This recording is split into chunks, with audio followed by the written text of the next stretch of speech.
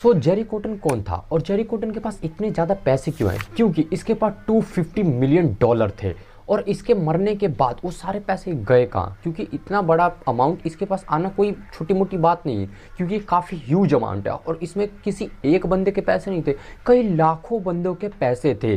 और इसके पास मतलब ये भी कह सकते हो कि ये मर गया या भाग गया, क्योंकि इसके पास 20 कंट्री के सिटीजनशिप थे, यानी कि 20 आईडीज 20 फेस। तो इतना सारे कुछ ये सब हो कैसे रहा है और ये बंदा कौन है? तो ये जेरी कोटन के पास बिटकॉइन की बहुत अच्छी नॉलेज थी और बिटकॉइन उस टाइम बहुत पीक में था। तो बात यह है कि 2013 में जेरी कोटन ने कोडरिका का शुरुआत किया। अब कोडरिका एक तरह से ये समझो कि एक्सचेंज प्लेटफॉर्म था, जैसे कि वहाँ पे आप करेंसी एक्सचेंज कर सकते हो, बिटकॉइन वगैरह से ऐसे करेंसी एक्सचेंज कर सकते हो। और उस टाइम बिटकॉइन इतना पीक पे भी नहीं था, लेकिन हाँ काफ़ी लोगों के बारे में नॉलेज थी बिटकॉइन के बारे में लोगों को कि यहाँ पे ये सीन होता है। और उसका अमाउंट भी मतलब इतना नहीं था जितना आज के टाइम है, लेकिन हाँ था। तो उसने भी यही एक ऐप बनाया था जिससे वो करेंसी एक्सचेंज कर सके। तो कोडरिका जो एक्सचेंज प्लेटफॉर्म था, जब वो बना था तब एक बिटकॉइन $100 के बराबर था। फिर कुछ टाइम बाद ही 2017 में वो $20,000 का हो चुका था।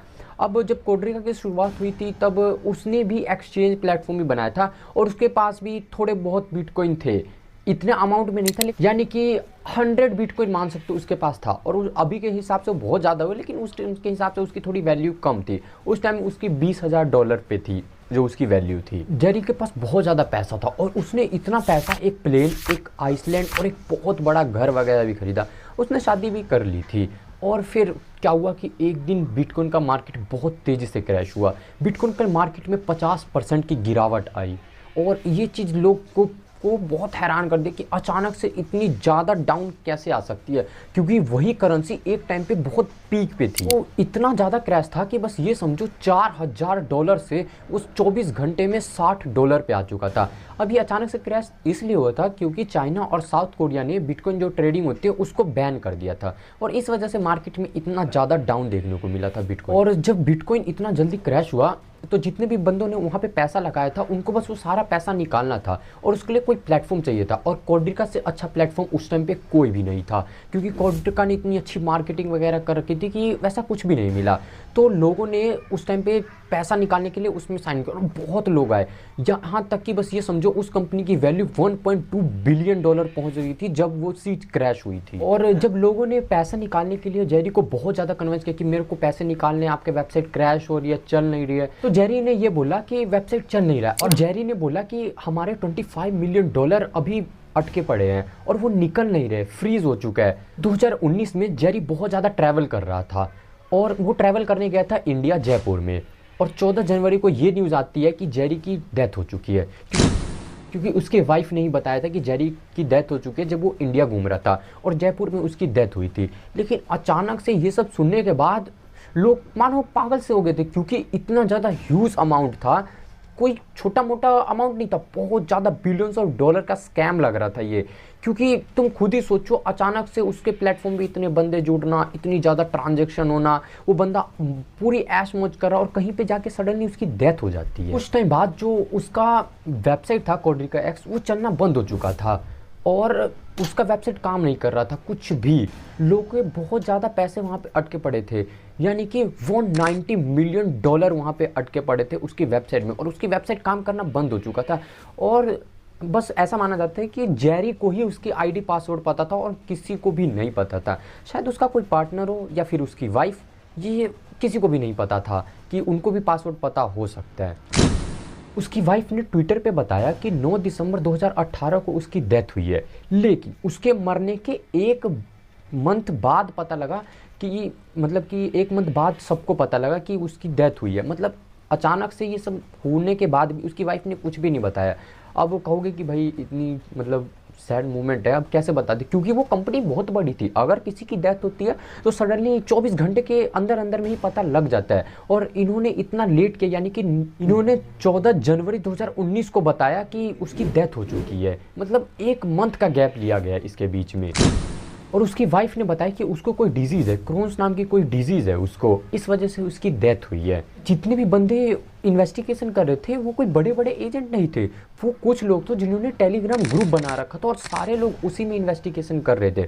तो बाद में ये पता लगा कि जो ये इनको बीमारी थी ना, उसमें सिर्फ 3% चांस होता है डेथ की, और इसकी डेथ की फिर सर्टिफिकेट कहीं ना कहीं से पता लगाया गया, और बाद में ये पता लगा कि उस सर्टिफिकेट में इसका नाम जो था उसकी स्पेलिंग गलत थी। अब ये बहुत बड़ी बात हो जाती कि किसी के डेथ सर्टिफिकेट में सीधा उसका नाम की स्पेलिंग ही गलत हो। तो लोगों ने और भी ज़्यादा रिसर्च चालू किया कि ये सब क्या हो रहा है, और ऐसा भी हो सकता है कि वो डेथ सर्टिफिकेट फेक हो, क्योंकि कोई बड़ी बात नहीं है डेथ सर्टिफिकेट फेक बनवाना वो, और वैसे भी इंडिया में मरा था तो पता ही होगा तुम्हें बस। फिर लोगों को उसके स्केप की अकाउंट की एक्सेस मिली, मेरा मतलब है कि वहाँ पे वो एक्टिव दिख रहा था मरने के बाद भी। अब ये कैसे हो सकता है कि मरने के बाद भी वो बंदा एक्टिव दिख रहा हो, और आप ये भी नहीं कह सकते कि वो स्कैमर है, क्योंकि देख के ऐसा नहीं लगता था कि वो स्कैमर है, क्योंकि वो 24 साल का था और वो पोकेमोन कार्ड से खेलता था, उसको माइक्रोवेव में रख के एक्सपेरिमेंट करता था, उसको जलाता था, बहुत बच्चों जैसी हरकतें करता था। तो ऐसा देख के तुम कह भी नहीं सकते कि वो एक स्कैमर टाइप बंदा है।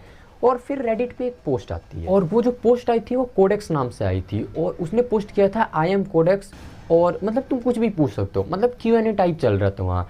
और लोगों ने धड़ल्ले से इतनी ज़्यादा स्पैम किया, इतना ज़्यादा कि वो क्रैश होने पे आ गए थे, क्योंकि लोगों के बहुत पैसे फंसे हुए थे। लोग बस पूछे जा रहे थे जेरी जिंदा है, जेरी भाग गया, जेरी कहाँ पे है, मतलब कुछ तो पता लगे कि जेरी कोटन है कहाँ पे और हमारे पैसे कैसे मिलेंगे। मतलब बहुत ज़्यादा मैसअप हो चुका था कमेंट सेक्शन वहाँ का, कि उसने एक पोस्ट से ऐसा लग रहा था कि पूरा कमेंट सेक्शन ही क्रैश कर देगा। तो जो उसकी वाइफ थी, मतलब जब ब्लड टेस्ट हो रहा था वगैरह वगैरह, तो ऐसा लग रहा था उसकी वाइफ दुखी नहीं है, मतलब कि उसकी वाइफ को कोई फ़र्क नहीं पड़ रहा, वो ड्रिंक कर रही है, पार्टी कर रही है, लेकिन ये सब नॉर्मल नहीं था। क्योंकि तुम खुद ही सोचो, इतना बड़ा बंदा की डेथ हुई है और उसकी वाइफ इतने ज़्यादा चिल कैसे है। और जो कोडरिका का मतलब जो अकाउंट का एक्सेस था वो जेरी के पास था, तो उसकी वाइफ ने लैपटॉप से खोलने की उसको कोशिश करने की, एक्सेस की कि कैसे भी करके उसका बस पासवर्ड निकल जाए, लेकिन वो पासवर्ड भी उसको नहीं मिला। मतलब ऐसा लग रहा था कि सिर्फ जेरी को ही पता था उस सारे अकाउंट का डिटेल वगैरह। लेकिन तुम खुद ही सोचो, इतना बड़ा बंदा है, इतनी बड़ी अकाउंट, इतना ज़्यादा पैसा, तो सिर्फ उसके पास भी पासवर्ड नहीं हो सकता था, किसी ना किसी को तो पासवर्ड पता ही होगा। कोडरिका क्रेडिट फाइल प्रोटेक्शन हुआ, मतलब कि एक फाइल बनती जिसमें से सारा डाटा निकाला जाता है कि ये सब क्या चल रहा है। तो ये पता लगा कि कुछ पैसे यूज़र्स को ट्रांसफ़र हुए हैं, तो उन्होंने वो सारी डिटेल भी निकाली कि ये कैसे हुआ है, जबकि एक्सेस कहाँ है, किसके पास है, और ये ट्रांजैक्शन कैसे हो रहा है। तो लोगों को जेरी की वाइफ पे शक हुआ। अब कहोगे कि उसकी वाइफ पे कैसे, क्योंकि उस पर शक जाना जायज़ था, और उसने जब फेक एफिडेविट भी बनवा लिया था, तो मतलब कि तुम खुद ही सोचो, उसके लिए झूठ बोलना बहुत ज़्यादा नॉर्मल है, एकदम कैजुअल।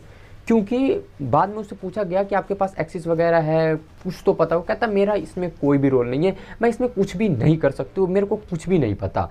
और लोगों को उस पर बहुत ज़्यादा शक हुआ, क्योंकि वो कुछ काम ही ऐसे कर रही थी, और वाइफ हो के उसको उसके अकाउंट का पासवर्ड नहीं पता है, जबकि जेरी किसी के साथ इतना ज़्यादा कांटेक्ट में भी नहीं। और बिटकॉइन की जानकारी सबको थी। बिटकॉइन जो ब्लॉकचेन में काम करती है, वो एक टेक्नोलॉजी से जो ब्लॉकचेन टेक्नोलॉजी होती है उसे देखा जा सकता है कि ये चीज़ हो कैसे रही है। तो एक ना कोल्ड वॉलेट टाइप होता है, और उसे हॉट वॉलेट भी बोलते हैं। तो उसमें क्या होता है कि 5 से 10% कमीशन लगता है हर एक ट्रांजैक्शन पे। और ये वॉलेट काम ऐसे करता है जैसे कि पासबुक टाइप, जिसमें सारी की सारी डेटा भी रहती है, जितने भी आप लोगों ने ट्रांजैक्शन वगैरह किए होंगे A to Z सारी डेटा वहाँ पे ऑलरेडी सेव रहती है, और ये ऑफलाइन वॉलेट की तरह ही काम करता है। तो ब्लॉकचेन पे ये ऐसे काम करता है, जो उसका कोल्ड वॉलेट था ना, जो कोडरिका का था, उनके पास एक्सेस था, तो मतलब वो सारा डाटा देख सकते थे कि पैसा कहाँ पे ट्रांजैक्शन हो रहा है। ये एक डेबिट कार्ड की तरह भी काम करता है, जो हॉट वॉलेट होता है वो एक डेबिट कार्ड की तरह ही काम करता है। आई होप कि आप लोग समझ गए होंगे। तो लोगों ने फिर अमाउंट देखना चालू की कि काश उनको कोई बड़ी ट्रांजैक्शन मिले, जैसे $100 मिलियन या $10 मिलियन, बट उनको उतना बड़ा प्राइस नहीं दिखा। तो ये सारे पैसे गए कहाँ, और अगर पैसा निकाला ही नहीं गया तो ये सारे इतने ड्रामे क्यों हो रहे हैं। किसी ना किसी के पास तो एक्सेस होना चाहिए था, ताकि वो बाद में भी उस चीज़ को देख सके। टेलीग्राम पे लोग बिल्कुल पागल हो चुके थे, क्योंकि सबके बहुत ह्यूज अमाउंट पड़े थे वहाँ पे। और अगर किसी का इतना बड़ा अमाउंट हो तो तुम सोच सकते हो कि कितना ज़्यादा बंदा पैनिक कर सकते हैं इस मामले में।